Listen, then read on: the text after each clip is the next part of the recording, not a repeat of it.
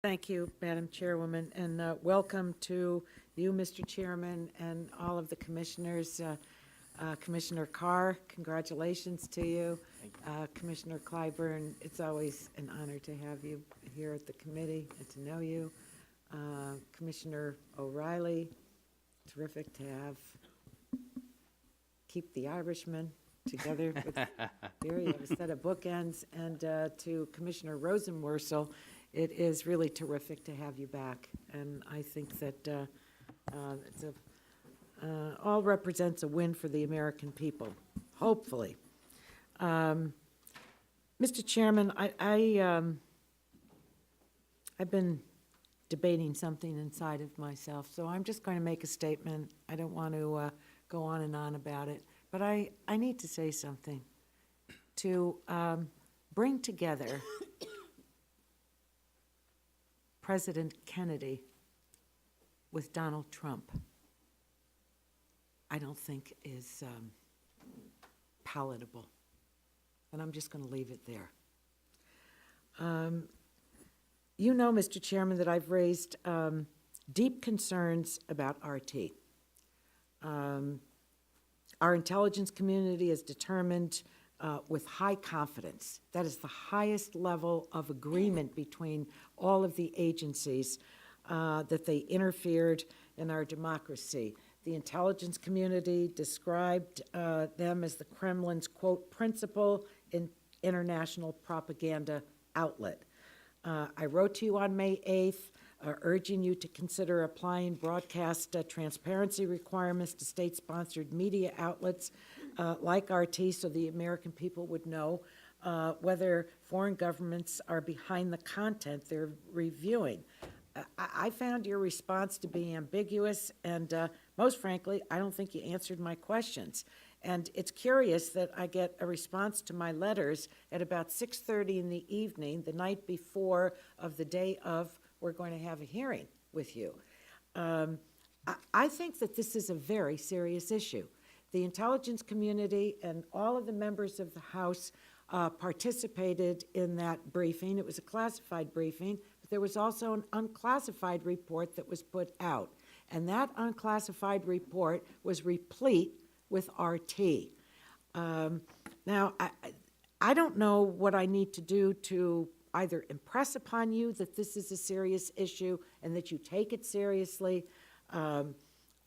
So I want to ask you, will you commit to us that you'll apply or consider applying broadcast transparency requirements to state-sponsored media outlets like RT? And if not, why not? Congresswoman, thank you for the question. You're welcome. As I understand the law, there is no jurisdictional hook at this point, no transfer of a license, for example, that allows the FCC to assert jurisdiction. Well, what about those that have a license and carry them? Doesn't the FCC have any say-so in that? Or is this, as the intelligence community said, that they are a principal international propaganda outlet? So are they just going to operate in the United States no matter what? Congresswoman, again, under the Communications Act and the Constitution, the First Amendment, we do not have currently a jurisdictional hook for taking doing an investigation of that kind. If you're privy to obviously classified or unclassified information that suggests that there might be another agency that has obviously a direct interest in the issue, and we're obviously happy to work with them, but at the current time, as I've been advised, neither under the First Amendment nor under the Communications Act do we have the ability to Well, First Amendment applies to free speech in our country. It doesn't mean that that the Kremlin can distribute propaganda in our country through our airwaves. I don't know if you're looking hard enough. Maybe if Commissioner Carr were still the general counsel, he could advise you better. But I'm not going to give this up. I want to move to something else, and that is this issue on media consolidation.